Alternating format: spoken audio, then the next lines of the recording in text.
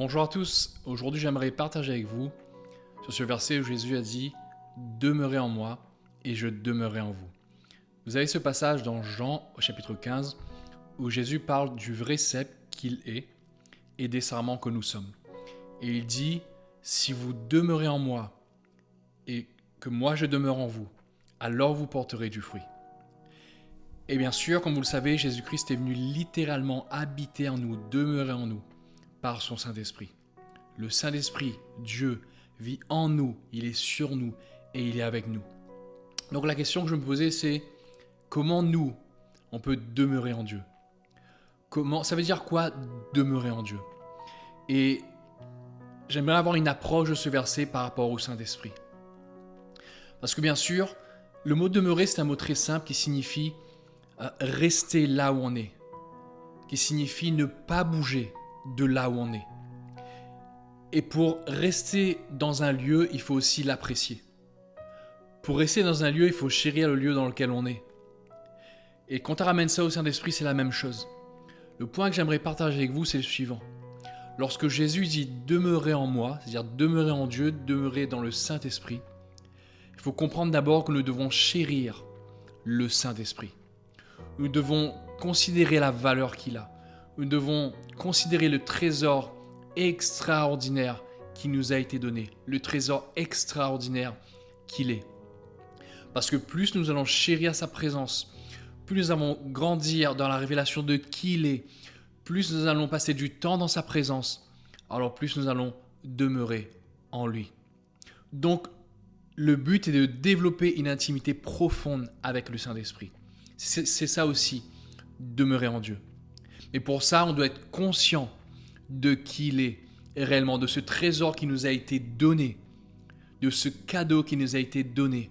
Quelqu'un qui est conscient de la présence du Saint-Esprit tous les jours avec lui, à chaque moment de la journée. Alors tout ce qu'il va faire va prendre naissance dans le Saint-Esprit que le conduit.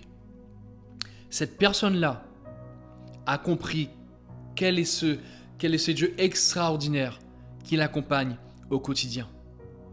Et donc c'est ça, entre autres, demeurer en Dieu. C'est d'abord comprendre la valeur inestimable qu'a le Saint-Esprit, le Dieu tout-puissant vivant en nous. Ça parle de chérir sa présence, ça parle de chérir sa personne, qui il est. Ça parle de chérir sa voix, parce que sa présence transporte sa voix. Et un autre verset, au verset 7, Jésus dit, toujours dans Jean 15, il dit « Si vous demeurez en moi et que mes paroles demeurent en vous, tout ce que vous demanderez, il vous le sera accordé. » Et ici, le mot « parole », c'est le mot « réma » qui a donné le mot « révélation ». Et il dit que si mes paroles demeurent en vous. Donc là aussi, c'est pareil. Comment on fait en sorte que la parole de Dieu, la parole que le Saint-Esprit nous révèle, ça parle de communion encore une fois avec le Saint-Esprit. Comment faire en sorte que sa parole demeure en nous ? On la chérit. On la garde précieusement lorsqu'on l'a reçue. Ce n'est pas quelque chose que le Saint-Esprit nous transmet, nous donne, nous révèle, enlève le voile dessus et une semaine plus tard on a oublié. Non, on la chérit, on la garde au plus profond de notre cœur. On en fait une priorité. À ce moment-là, la parole de Dieu demeure en nous. Et nous, on demeure en Dieu. On chérit sa présence. On se soumet à lui, on a une dépendance au Saint-Esprit. On a conscience que sa présence est là au quotidien avec nous. Alors, ces deux choses combinées font en sorte que tout ce qu'on demande, Dieu nous l'accorde.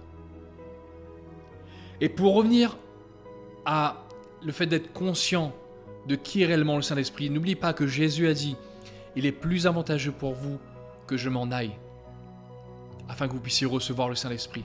Il a dit aussi dans Jean, au chapitre 14, il a dit « Le Père vous donnera un autre défenseur ». Vous avez déjà entendu ça, mais quand il dit un autre défenseur, le mot « autre », c'est comme moi. Ce n'est pas quelque chose d'autre qui est différent. C'est comme moi. C'est exactement comme moi, Jésus dit. Et ça doit encore plus nous encourager à chérir la présence du Saint-Esprit en nous.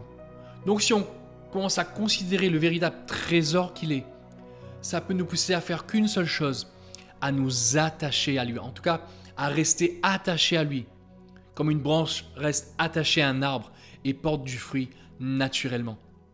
Parce que c'est ça la récompense, en tout cas la promesse que Dieu nous donne. Un arbre, une branche n'a pas besoin de faire des efforts pour produire du fruit. La branche donne naturellement des fruits parce qu'elle est attachée à l'arbre qui lui apporte la vie. Et le Saint-Esprit, c'est pareil. Au moment où on est conscient de qui il est en nous, sur nous, au travers de nous, avec nous, et qu'on chérit qui il est, qu'on grandit, bien sûr c'est un processus, c'est un voyage, et qu'on grandit là-dedans, alors on portera du fruit de manière naturelle. Il y a des fruits, oui, où il doit y avoir une certaine discipline, il doit y avoir des efforts qui sont mis en place. Mais il y a des fruits qui se donnent naturellement, simplement parce qu'on est conscient du Saint-Esprit, on demeure attaché à lui. Que Dieu vous bénisse.